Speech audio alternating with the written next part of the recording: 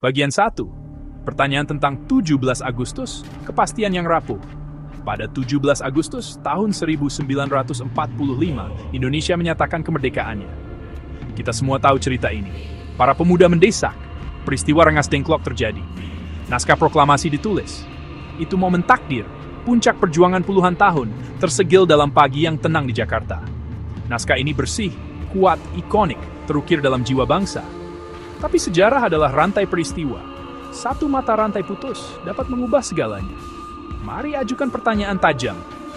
Mari tantang kepastian ini. Bagaimana jika Jepang tidak menyerah pada Agustus 1945? Bayangkan siaran kaisar tidak pernah terjadi.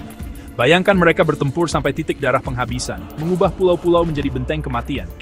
Apakah Indonesia masih akan merdeka? Kapan? Dan berapa biayanya? Ini bukan sekadar latihan akademis. Ini cara memahami kekuatan sejati gerakan kemerdekaan Indonesia, hadiah dari kekosongan letupan tak terelakkan. Jawabannya mengungkap karakter bangsa, melampaui upacara, menuju kekuatan-kekuatan dasar yang memungkinkannya. Bagian 2. Kawah Chandra di Muka 1945, benih-benih bangsa. Untuk memahami apa yang mungkin terjadi, pahami 1945. Jepang menduduki sejak 1942, menggantikan Belanda. Pemerintahan brutal, Romusha menelan nyawa, sumber daya dijarah untuk mesin perang. Jepang membongkar administrasi Belanda, memupuk nasionalisme Asia, sebuah risiko yang berbalik arah. Para pemimpin Indonesia mendapat panggung yang tak pernah ada di bawah Belanda. 1945, BPUPKI melahirkan Pancasila. PPKI merampungkan konstitusi, menyiapkan penyerahan kekuasaan. Jepang mempersenjatai pemuda, Peta, Heiho, berniat jadi tameng sekutu, justru melahirkan milisi nasionalis. Disiplin, strategi, senjata modern, kini diarahkan pada kekuatan asing manapun. Para pemuda terorganisir radikal, Tongmesiu menunggu percikan. Agustus 1945, Jepang memegang kendali militer. Kempeitai ada di mana-mana, perlawanan dihancurkan.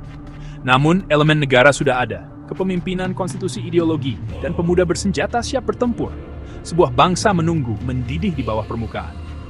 Bagian 3, titik krisis. Bisikan penyerahan, the rest.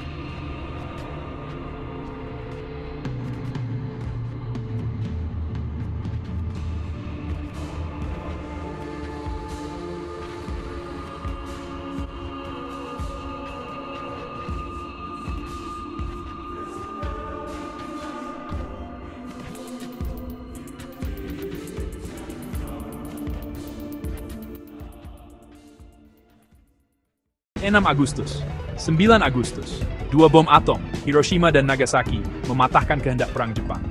19 Agustus, Hirohito menyiarkan penyerahan tanpa syarat. Berita menyebar perlahan, melalui siaran ilegal dan bisikan. Di Jakarta, aktivis muda, termasuk Sultan Syahrir, mendengar lebih dulu. Saatnya bertindak, cepat. Jepang dikalahkan, tapi bersenjata. Perintah, pertahankan status quo sampai sekutu datang. Jendela peluang, berbahaya dan singkat. Jika tidak segera merdeka, Indonesia hanya diserahkan dari Jepang ke Belanda di bawah nikah. Mereka menuntut proklamasi. Kebebasan harus direbut, bukan hadiah. Soekarno-Hatta ragu khawatir reaksi Jepang, lebih suka jalur PPKI untuk transisi teratur. Ketegangan memuncak. 19 Agustus, para pemuda menculik Soekarno dan Hatta ke Rengas Dengklok. Mereka meyakinkan, rakyat siap berjuang dan mati. Kembali ke Jakarta. Dini hari 11 Agustus, naskah proklamasi disusun. Kekosongan kekuasaan diisi bukan oleh sekutu, tetapi oleh kehendak rakyat. Teriakan kebebasan mengalahkan bisikan penyerahan. Bagian 4. Sengkerari Raman Besi mengencang. Sekarang, garis waktu alternatif. Jepang tidak menyerah. Perang berlanjut. Komando Jepang memperketat cengkeraman, bicara kemerdekaan, pengkhianatan. Kebebasan komite dicabut, janji kemerdekaan terbukti kosong. Penangkapan, penutupan, hukuman teladan, Jakarta jadi kota ketakutan. Tapi jaringan pemuda sudah ada, semangat menyala, masuk bawah tanah, makin radikal. Taktik gerilya dan sabotase meningkat, bentrokan lokal meletus, Jawa, Sumatera. Peta di Bandung mungkin memberontak. Mahasiswa Surabaya mengibarkan merah putih, ditumpas, tapi nyala tak padam. Sekutu meningkatkan pemboman, Surabaya, Tanjung Priok, rel, lapangan terbang. Kekacauan meluas, ekonomi runtuh, kelaparan dahsyat. Proklamasi formal ala 11 Agustus, hampir mustahil. Kemerdekaan muncul sebagai deklarasi lokal, Surabaya Merdeka, Republik Yogyakarta, disiarkan dari stasiun yang direbut. Lahirnya bangsa terfragmentasi, puluhan buayan berdarah, biaya kemanusiaan jauh lebih besar. Jepang tak menyerah, tapi tahu kalah. Memilih kooptasi di Indonesia demi stabilitas dan sumber daya. Mereka percepat janji kemerdekaan. Bersyarat, PPKI didorong memproklamasikan negara di bawah perlindungan Jepang. Ada bendera, lagu, kabinet Soekarno-Hatta, tapi militer Jepang kuasai pertahanan, luar negeri, ekonomi. Naskah dipenuhi retorika persaudaraan Asia, mencabut semangat pembangkangan. Kemerdekaan terasa hampa, piala beracun. Moderat tenang, pemuda murka, perlawanan bawah tanah naik. Kini melawan Jepang dan menuding pemimpin sendiri sebagai kolaborator, risiko konflik sipil internal. Sekutu tak mengakui negara ciptaan Jepang. Nika menganggap lelucon ilegal, menuntut pembubaran dan pemulihan Belanda. Soekarno-Hatta terjepit, tekanan Jepang, tuntutan sekutu, kemarahan rakyat. Hasilnya, konfrontasi tertunda, namun lebih keras. Rakyat memerangi kembalinya Belanda dengan keganasan lebih besar.